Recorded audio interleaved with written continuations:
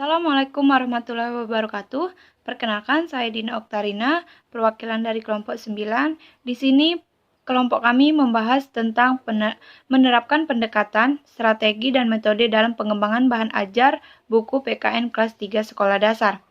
Baiklah teman-teman, di sini saya selaku pemateri pertama yang akan menjelaskan tentang pengertian pendekatan pembelajaran, di mana pendekatan diartikan sebagai cara menangani masalah atau prosedur khusus untuk membuka suatu organ atau satu bagian. Istilah pendekatan dapat digunakan dalam berbagai aspek. Yang pertama yaitu pendekatan behavioristik, adalah metode untuk mempelajari individu-individu melalui observasi atas apa yang mereka kerjakan. Yang nomor 2 yaitu pendekatan dialog, didasarkan pada pandangan bahwa manusia memiliki dua hubungan fundamental yang berbeda. Yang ketiga yaitu pendekatan holistik, adalah pendekatan menyeluruh terhadap manusia guna memperoleh segala macam pengertian tentang manusia itu sendiri. Menurut Sanjaya, pendekatan memiliki kemiripan dengan strategi. Sebenarnya pendekatan berbeda, baik dengan strategi dan metode. Pendekatan dapat diartikan sebagai titik tolak atau sudut pandang kita terhadap proses pembelajaran. Yang kedua yaitu pendekatan dalam pembelajaran PKN MI. Pendekatan pembelajaran dalam pembelajaran PKN merupakan dasar-dasar dalam pelaksanaan proses belajar mengajar mata pelajaran PKN di Madrasah Ibtidaiyah.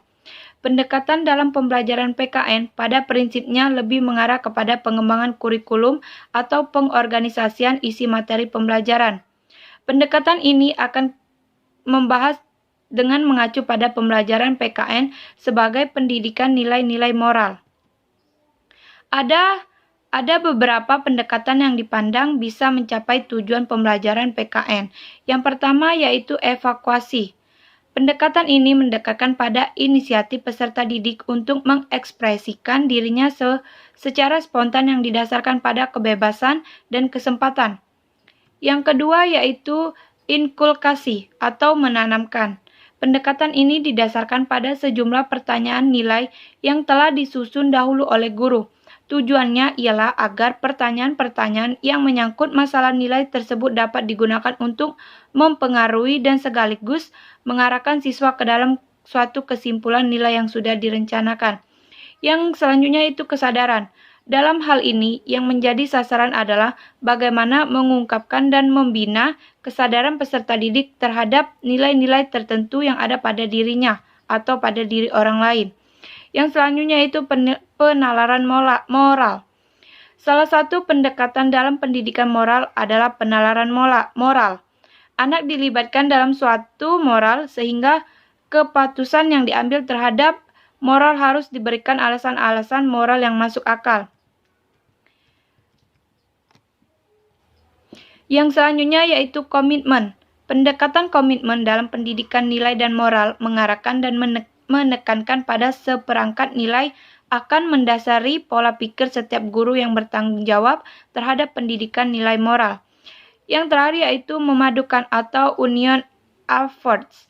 Pendekatan ini berusaha menyatukan diri peserta didik dengan pengalaman real yang dirancang oleh guru dalam proses belajar mengajar.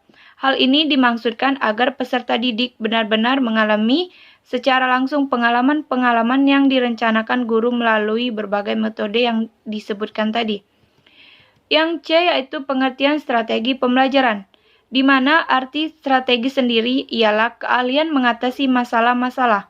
Kata strategi ini digunakan sesuai apa yang ingin dikembangkan untuk memudahkan mencapai tujuan. Misalnya, prosedur tetapi tingkah laku untuk mengubah cara berpikir yang salah dengan membangun kesanggupan mengatasi masalah tersebut. Pengertian strategi tersendiri mencakup beragam walaupun pada dasarnya sama. Menurut Johnny, 1983 berpendapat tentang bahwa strategi adalah suatu prosedur yang digunakan untuk memberikan suasana yang konduktif kepada siswa dalam rangka mencapai tujuan pembelajaran. Sedangkan menurut para ahli lainnya berpendapat bahwasanya strategi adalah suatu cara yang dipilih untuk menyampaikan tujuan pembelajaran dalam lingkungan pembelajaran tertentu. Baiklah teman-teman, itulah penjelasan dari materi saya. Selanjutnya akan dijelaskan oleh Saudara Noftario. Terima kasih. Wassalamualaikum warahmatullahi wabarakatuh. Assalamualaikum warahmatullahi wabarakatuh. Perkenalkan, nama saya Renita Widiarti, NIM 1820201089. Di sini saya sebagai pemateri ketiga. Saya akan melanjutkan materi dari rekan saya sebelumnya. Saya akan membahas tentang bahan ajar. Yang pertama, pengertian bahan ajar. Pengertian bahan ajar sendiri ialah materi yang digunakan oleh guru dan siswa dalam suatu proses pembelajaran. Sementara itu, pengertian bahan ajar menurut Widodo dan Jasmadi, bahan ajar merupakan materi pembelajaran atau batasan-batasan yang telah disusun secara sistematis dan dibuat secara semenarik mungkin, yang mana digunakan untuk mencapai tujuan pembelajaran, yakni tujuan kompetensi dan subkompetensi sesuai dengan kompleksitasnya. Dengan pengertian ini menjelaskan bahwa suatu bahan ajar haruslah dirancang dengan semenarik mungkin dan ditulis karena akan digunakan oleh guru untuk menjadi penunjang pembelajaran, yang mana materi pembelajaran tersebut berdasarkan isi dari kurikulum atau mata pelajaran bidang studi dengan topik dan subtopik dan rinciannya. Sementara itu, bahan ajar dalam pembelajaran PPKN itu salah satu contohnya yaitu hak dan kewajiban, yang mana hak ini memiliki pengertian bahwasanya hak adalah sesuatu yang dimiliki oleh setiap orang atau dekat dari Tuhan Yang Maha Esa yang tidak dapat diganggu-gugat dan bersifat mutlak. Dan kewajiban sendiri, kewajiban adalah sesuatu yang harus kita penuhi. Nah, pada pembelajaran PPKN ini contoh dari pembelajarannya yaitu hak asasi manusia, yang mana hak asasi manusia ini hak yang dimiliki setiap manusia yang tidak dapat diganggu-gugat oleh siapapun. Nah, adapun dalam HAM tersebut atau hak asasi manusia membahas tentang hak dan kewajiban anak, hak dan kewajiban anggota keluarga, anggota masyarakat, hak untuk menyampaikan pendapat. Nah, di sana kebutuhan warga ialah bergotong royong, yang mana ini merupakan salah satu bentuk dari kewajiban. Karena sementara itu salah satu kewajiban warga negara ialah atau warga masyarakat ialah bergotong royong, yang mana bergotong royong ini adalah kewajiban yang harus dipenuhi setiap masyarakat pada dasarnya dalam menjalankan kehidupan sehari-hari dan bermasyarakat.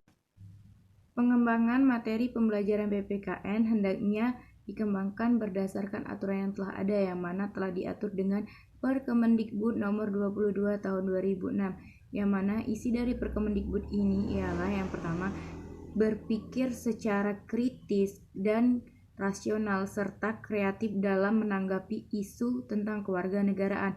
Yang kedua, berpartisipasi secara aktif dan bertindak cerdas dalam kegiatan bermasyarakat, berbangsa, bernegara. Nah, serta anti korupsi. Yang ketiga, berkembang secara positif dan demokratis untuk membentuk diri berdasarkan karakter masyarakat Indonesia agar dapat hidup bersama dengan bangsa-bangsa lainnya. Yang keempat, berinteraksi dengan bangsa-bangsa lain dalam peraturan dunia, baik secara langsung maupun tidak langsung, dengan menggunakan kemajuan teknologi yang sudah ada. Selain itu, dalam proses pembelajaran pendidikan kewarganegaraan atau Pancasila, sebaiknya kita mengacu kepada aspek pendekatan ilmiah, yang mana pendekatan ilmiah ini ada 5M. Yang pertama itu mengamati, menanyakan, mengumpulkan data, dan mengobservasi serta mengkomunikasikan, yang mana dengan demikian kita berharap bahwasanya proses pembelajaran yang dari pasif menjadi aktif dan menjadi lebih baik lagi dari sebelumnya. Baiklah, mungkin itu saja penyampaian materi dari saya. Apabila ada salah kata, saya mohon maaf. Pada Allah saya mohon ampun. Wabillahi taufiq wal hidayah. Wassalamualaikum warahmatullahi wabarakatuh. Baik, terima kasih moderator. Selanjutnya saya akan memaparkan materi. Saya akan melanjutkan materi daripada saudari Dina. Selanjutnya itu di strategi dalam media pembelajaran PKN MI. Strategi pembelajaran yang digunakan akan sangat mempengaruhi suasana proses pembelajaran berlangsung dan tingkat keberhasilan transformasi belajar. Ada 22 strategi pembelajaran PKN. Di antara strategi-strategi yang dipandang tepat dalam pembelajaran PKMI, itu diantaranya itu yang pertama itu membaca buku atau reading books.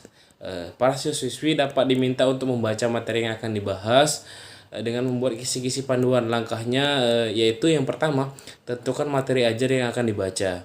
Yang kedua yaitu buat pertanyaan yang akan harus dijawab setelah mencari materi.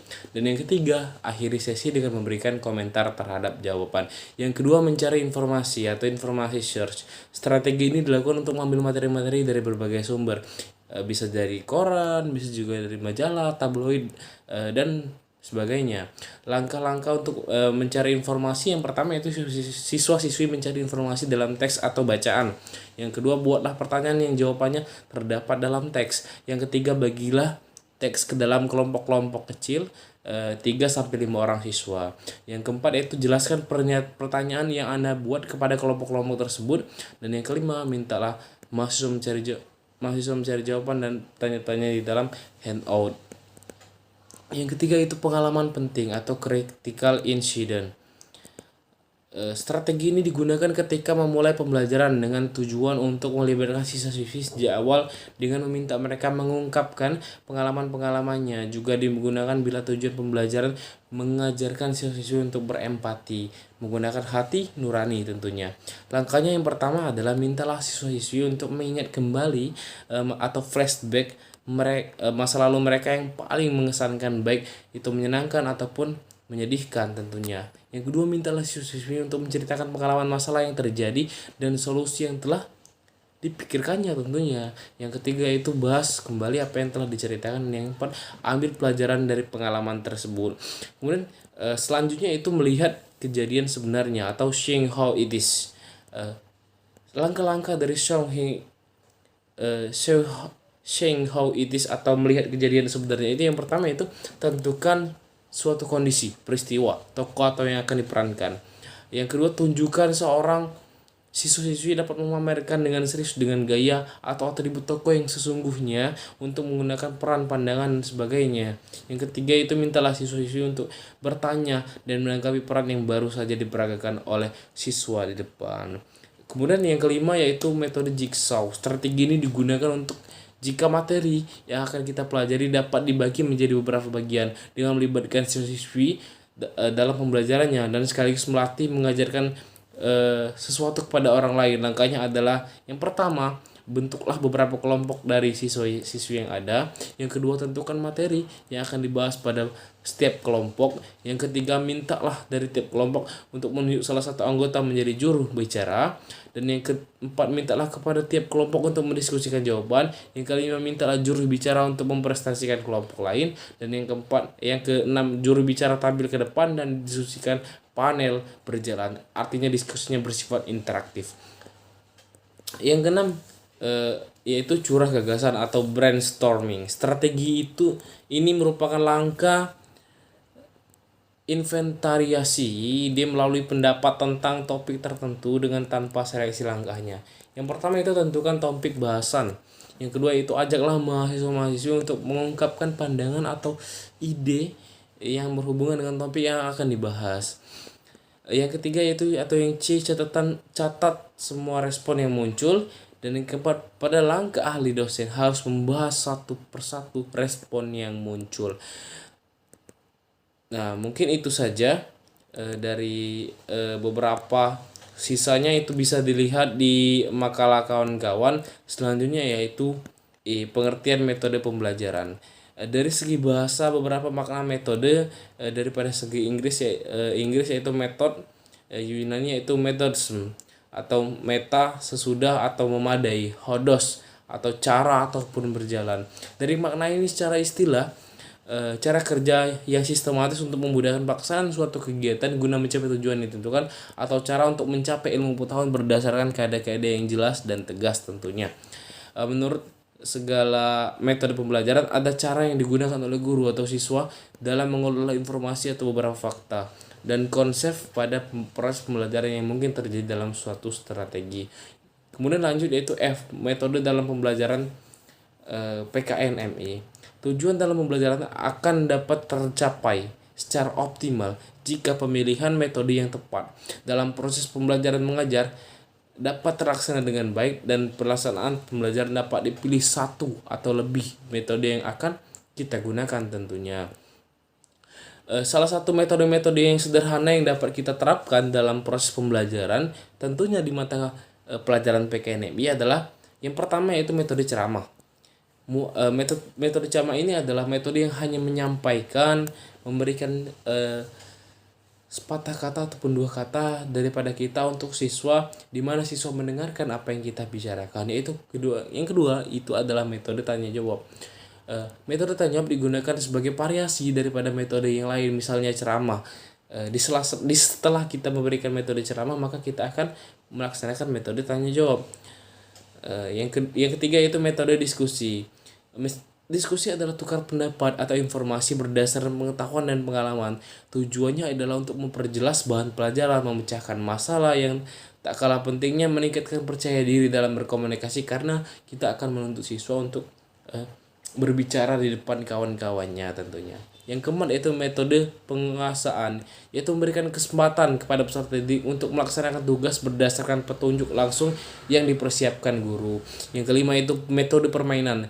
Metode permainan bisa kita gunakan apabila dirasa memang kelas siswa sudah jenuh dan sebagainya, untuk lebih memeriahkan lagi atau lebih memberikan semangat, rasa semangat lagi kepada siswa, maka kita bisa menggunakan metode permainan. Tentunya kita akan memasukkan materi-materi di dalam permainan tersebut. Yang keenam itu metode simulasi. Penggunaan metode ini dimaksud untuk membantu peserta didik dalam memahami atau menghayati pengetahuan secara sikap dan nilai yang berlaku dalam masyarakat. Yang ketujuh metode cerita.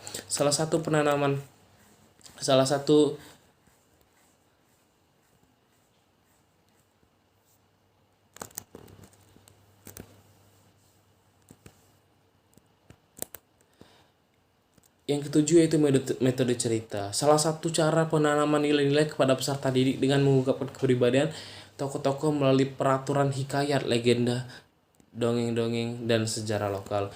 Mungkin itu saja yang dapat saya sampaikan. Saya kembalikan ke moderator.